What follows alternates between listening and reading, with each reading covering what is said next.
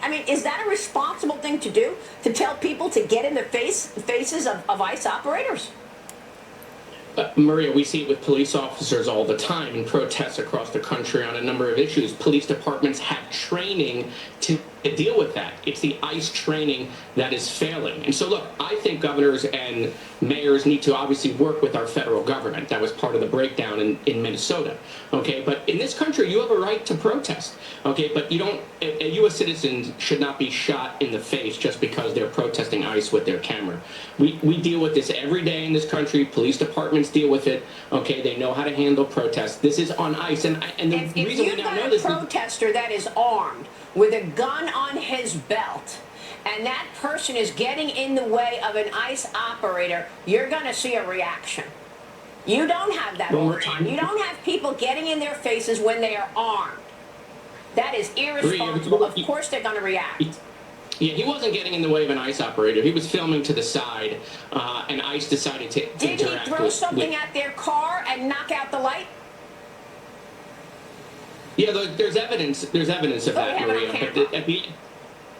But at the end of the day, if this was working so well, why did the president and Tom Homan pull out of Minnesota? It's because it's been an absolute and utter failure on behalf of ICE, and behalf of DHS, and behalf of Kristi Noem. She's more worried about where her blanket is than making sure that she's doing her job correctly and making sure that U.S. citizens in this country are safe, that they can protest safely, that ICE can do their job by enforcing the law against criminals and gang members, which is what the president told us. And so, look, this has been a failure. That's why they've pulled out, and that's why Kristi Noem should resign. Congressman, let me ask you another question. Are you going to vote yes for ID to vote?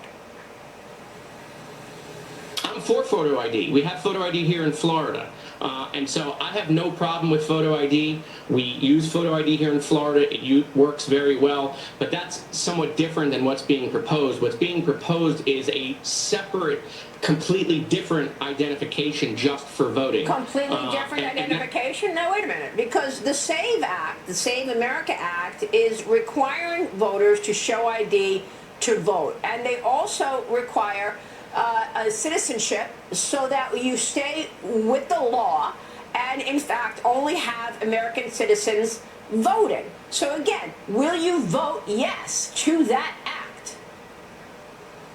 Yes, sir. Again, there's no evidence that non-citizens are voting. Obviously, there's no evidence of that. There's been 60 or 70 court cases. I don't know if you could say that, sir, because I think that we can say that.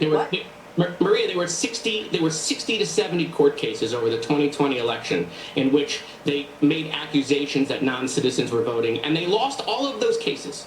So look, I'm for people using their driver's license. The law is the law, and it is that American citizens vote in American elections. So having an ID to vote would be in step with the law. So are you going to vote for the law? If they put forward a bill that says you can use your driver's license or your state-issued identification to vote, I support that. We have that in Florida, but the SAVE Act goes way beyond that.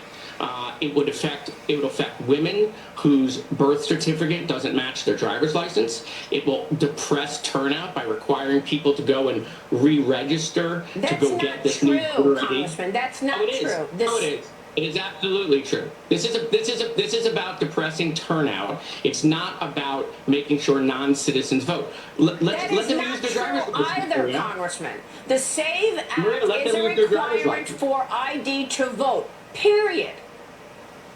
Yeah, let them use their driver's license. We now have a federal program for the driver's license. If you can use your driver's license to fly on a plane, you use your driver's license to vote. And your colleagues don't want it. Chuck Schumer said it's dead on arrival to have an ID to vote. That's what I'm saying. The driver's license is an adequate form of identification to vote. But your colleagues do not want any ID to vote. Why? Because it sounds like they would like illegals to vote. That's what it sounds like if you're against an act to require citizenship and an ID to vote. That's what I'm asking you. Yeah, and I support using your driver's license to vote. That's what we have here in Florida. Okay. It works really well. If the bill was you have to use your driver's license to vote, I would support it. It could be a one-line bill, Maria. Yeah. One line. Okay. Okay. So you just want the bill adjusted. You want the bill adjusted to just have an ID to vote and the use of a driver's license. How do we know that the driver's license is going to be adequate if you have heard stories that they're giving driver's licenses to illegals? Again, there's no evidence that non-citizens are voting in our elections, Maria. There's none. Where's the evidence? Where's the court cases? There's none of that. We have seen many cases, in fact, that illegals have, in fact, tried to vote. You even have illegals driving big trucks and they can't even read the sign.